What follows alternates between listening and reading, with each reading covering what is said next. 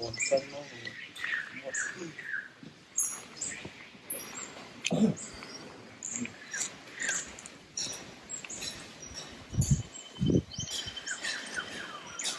thank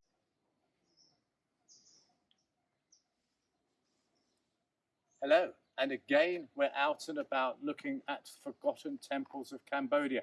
Now we are in fact on day 2 of our 4-day trip. We're far, far away from home.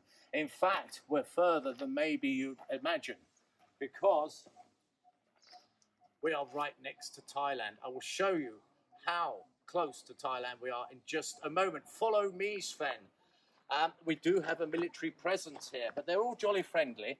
Down there, in fact, are machine guns on the tripods, the general machine guns, and also RPGs, rocket-propelled grenades, just leaning against the side there. So this place is it's disputed, but I'll show you why it's being disputed at the moment. But I'm very pleased to say everyone's getting along at the moment. And here it is. This is Thom.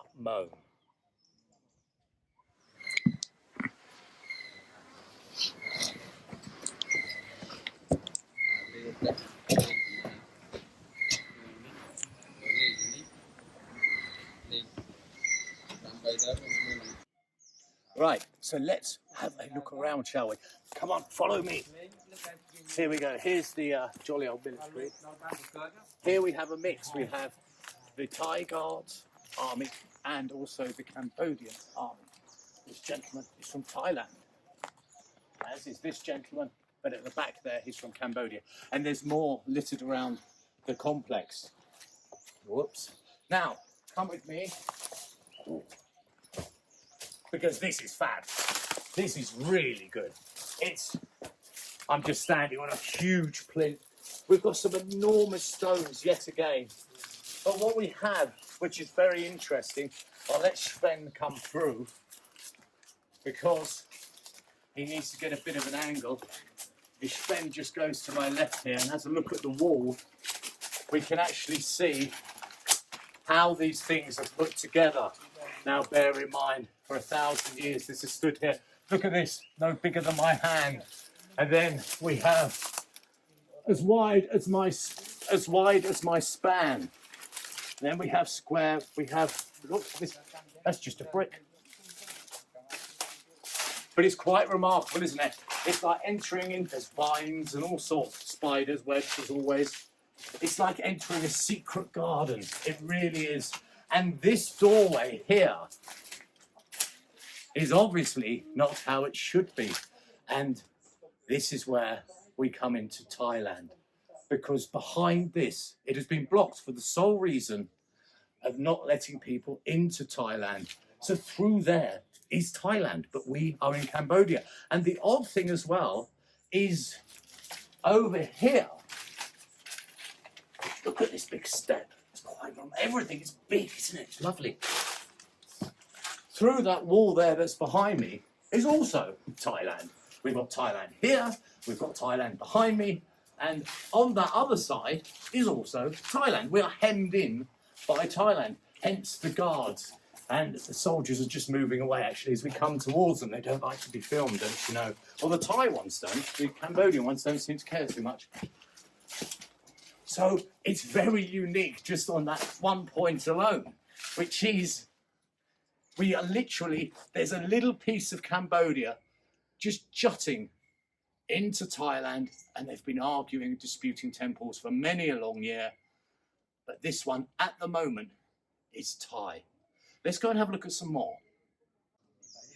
Now, we've just come round from the back here, and we're at the front where those steps brought us up. And this is the main reason. This is the main structure, the main temple. So let's have a quick guided look as to its depth. But what I will be doing is showing you the back of this in just a moment, because there's something interesting going on at the back. But if Sven follows me, because there's another building I have to show you, purely because of how complete it is. And it's not often we see these things in such a good state of repair. And this one just caught my fancy, really. I don't know, there's something about being inside it that I really like.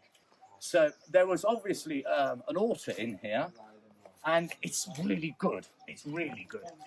Because look at it.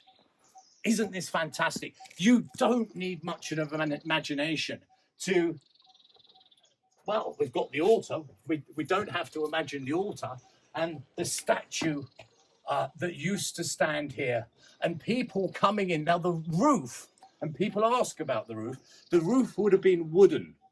So it would have been rather gloomy for starters.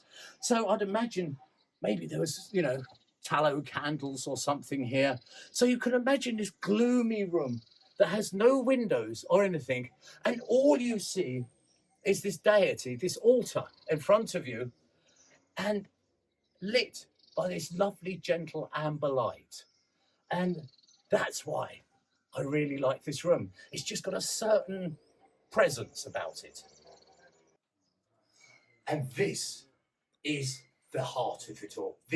We are at the beating heart of this temple, and as to why it was constructed and for what purposes. A moment ago, I said we would come through to the back. Well, here we are. And here once was a statue, or maybe a linga. I can't say because we just can't tell. It's been taken away. But it is this that is the very point of the whole temple. And people would have come here for their blessings and so on. And what we believe from the evidence we have on hand is they were doing the same thing. They were pouring the water over to get a blessing and to get, I don't know, their prayers answered, I suppose. And we have an indication of this, and maybe an indication of how popular this place was, because there's always something unique. I always say that with these temples, and this one yet again has come up with a bit of a surprise. If I just dip down here, we can see this watercourse, which reminds me remarkably of what I've seen in Pompeii, except for they had the lead pipes. But this watercourse definitely inclines away from me. So with the statue being there, is people came in and they did their blessings and so on. And maybe they were so numerous that they had to get rid of all the water because we have this drain in effect. And I've never seen that before. But there's more. There's more of a mystery. Now, this one I couldn't even hazard a guess at. Myself and Sven, my rippling cameraman, have found this hole. Now, as to why this is here is a mystery. I consider that maybe, due to its depth and its width, that maybe they were cooking offerings to this incredibly well-respected altar. But Sven doesn't think so, and I agree with him. It's just no idea. Just no, it's not a well. It's not. It's just a bloody big hole that someone's chipped into the hard rock here. So it has its surprises. It's still to this day highly considered, highly respected, is certainly wanted, because we have representatives of two armies here. We also have seen some reasonably heavy military equipment. There's assault rifles and other such things just lounging around against walls. But what there isn't is people like me and the delightful Sven, which is people who come and visit these sort of things. So it has been another fantastic temple, another fantastic ride coming here. And as always, it's dished up its surprises.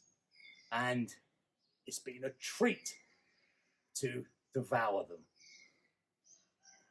This has been Mr. B for Forgotten Temples of Cambodia. I very much hope you enjoyed this 10-minute romp around an ancient temple that is surrounded by Thailand, but held in the firm grasp of the Cambodian military for now. Until next time, have a superb day.